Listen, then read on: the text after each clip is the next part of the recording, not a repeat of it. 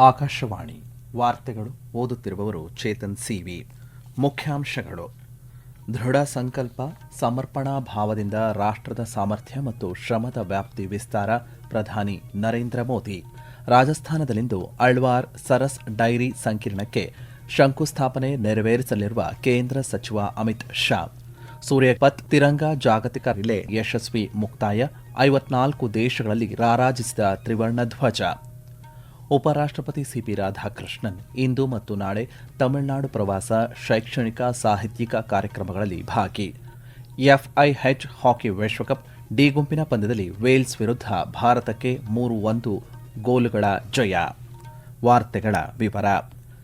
ದೇಶ ನಿನ್ನೆ ತನ್ನ 80ನೇ ಸ್ವಾತಂತ್ರ್ಯ ದಿನೋತ್ಸವವನ್ನು ಅತ್ಯಂತ ವಿಜೃಂಭಣೆಯಿಂದ ಆಚರಿಸಿತು. ಈ ಐತಿಹಾಸಿಕ ಸಂದರ್ಭದಲ್ಲಿ ಪ್ರಧಾನಿ ನರೇಂದ್ರ ಮೋದಿಯವರು ದೆಹಲಿಯ ಕೆಂಪುಕೋಟೆಯಿಂದ ರಾಷ್ಟ್ರ ಧ್ವಜಾರೋಹಣ ನೆರವೇರಿಸಿ ದೇಶವನ್ನು ಉದ್ದೇಶಿಸಿ ಪ್ರಮುಖ ಘೋಷಣೆಗಳನ್ನು ಮಾಡಿದರು.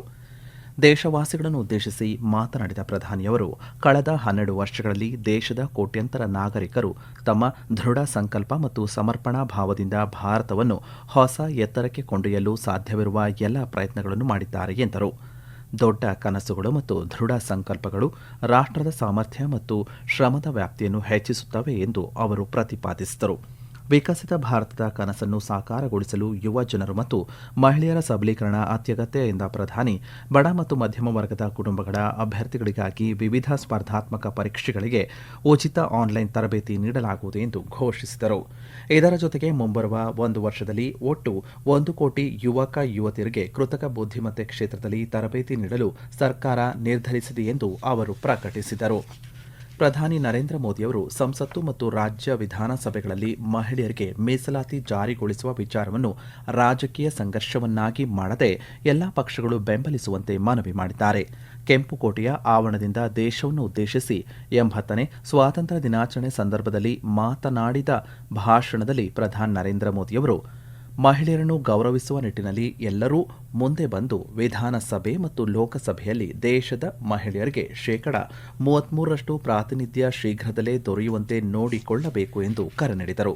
ಭಾರತದ ನೀತಿಗಳನ್ನು ರೂಪಿಸುವಲ್ಲಿ ಮಹಿಳೆಯರಿಗೆ ತಮ್ಮ ಕೊಡುಗೆ ನೀಡಲು ಅವಕಾಶ ಕಲ್ಪಿಸಬೇಕು ಎಂದು ಅವರು ಹೇಳಿದರು. ಕೇಂದ್ರ ಸಹಕಾರ ಸಚಿವರಾದಂತಹ ಅಮಿತ್ ಶಾ ಅವರು ಇಂದು ರಾಜಸ್ಥಾನದ ಅಳ್ವಾರ್ನ ಸರಸ್ ಡೈರಿ ಸಂಕೀರ್ಣದಲ್ಲಿ ನೂತನ ಡೈರಿ ಘಟಕಕ್ಕೆ ಶಂಕುಸ್ಥಾಪನೆ ನೆರವೇರಿಸಲಿದ್ದಾರೆ.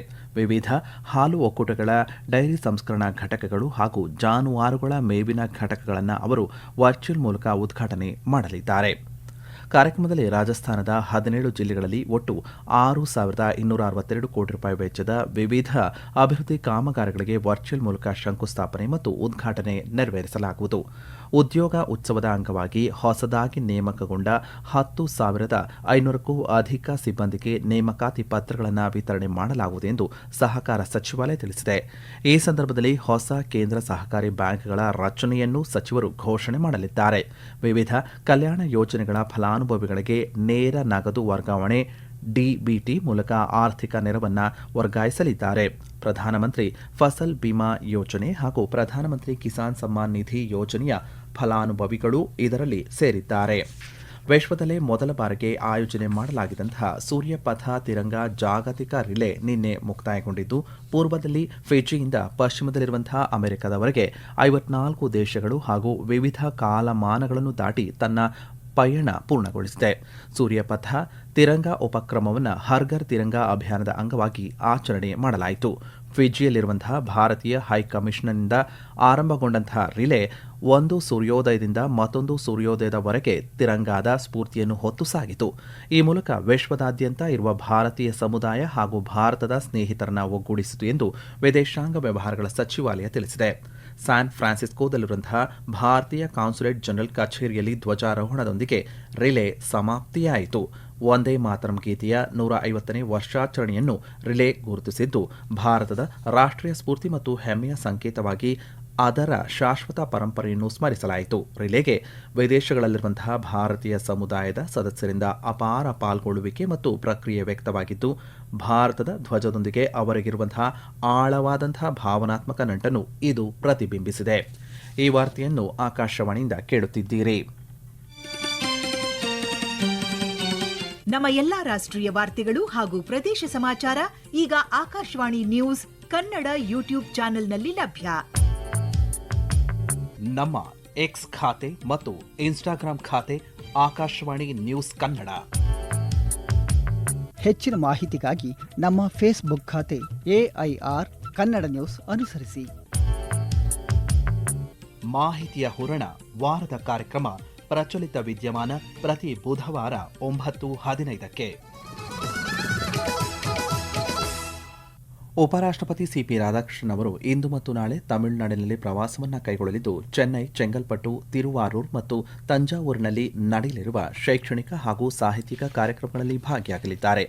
ಇಂದು ಉಪರಾಷ್ಟ್ರಪತಿಯವರು ಚೆಂಗಲ್ಪಟ್ಟುವಿನಲ್ಲಿ ನಡೆಯಲಿರುವಂತಹ SRM ವಿಜ್ಞಾನ ಮತ್ತು ತಂತ್ರಜ್ಞಾನ ಸಂಸ್ಥೆಯ 22ನೇ ಘಟಿಕೋತ್ಸವದಲ್ಲಿ ಪಾಲ್ಗೊಳ್ಳಲಿದ್ದಾರೆ. ನಂತರ ನಾಗಾಲ್ಯಾಂಡ್, ಮಣಿಪುರ ಮತ್ತು ಪಶ್ಚಿಮ ಬಂಗಾಳದ ಮಾಜಿ ರಾಜ್ಯಪಾಲರ ಮೊದಲ ಪುಣ್ಯ ಸ್ಮರಣೆ ಕಾರ್ಯಕ್ರಮದಲ್ಲಿ ಮತ್ತು ಹಿಂದೂ ಮುನ್ನಾನಿ ಸಂಸ್ಥಾಪಕರಾದಂತಹ ದಿವಂಗತ ಕೆ. ರಾಮಗೋಪಾಲನ್ ಅವರ ಚಿಂತನೆಗಳನ್ನು ಒಳಗೊಂಡಂತಹ echoes of a nationalist mind ಪುಸ್ತಕ ಬಿಡುಗಡೆ ಸಮಾರಂಭದಲ್ಲಿ ಉಪಸ್ಥಿತರಿರಲಿದ್ದಾರೆ.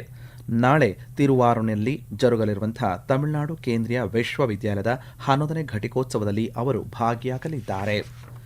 ದೂರಸಂಪರ್ಕ ಇಲಾಖೆ ಆಯೋಜನೆ ಮಾಡಿರುವಂತಹ ಪುಣೆಯ ಬ್ರಿಕ್ಸ್ ಮಾಹಿತಿ ಮತ್ತು ಸಂವಹನ ತಂತ್ರಜ್ಞಾನಗಳ ITC ಟ್ರ್ಯಾಕ್ ಇಂದಿನಿಂದ 21ರವರೆಗೆ ಜರುಗಲಿದೆ. ಸುಸ್ಥಿರ ಭವಿಷ್ಯಕ್ಕಾಗಿ ನಾವೀನ್ಯತೆ, ಸಹಕಾರ ಮತ್ತು ರೂಪಾಂತರ ಎಂಬ ವಿಷಯಾಧಾರಿತ ಈ ಕಾರ್ಯಕ್ರಮವು 7ನೇ ಬ್ರಿಕ್ಸ್ ITC ಕಾರ್ಯ ಗುಂಪು ಸಭೆಯೊಂದಿಗೆ ಪ್ರಾರಂಭವಾಗಲಿದೆ.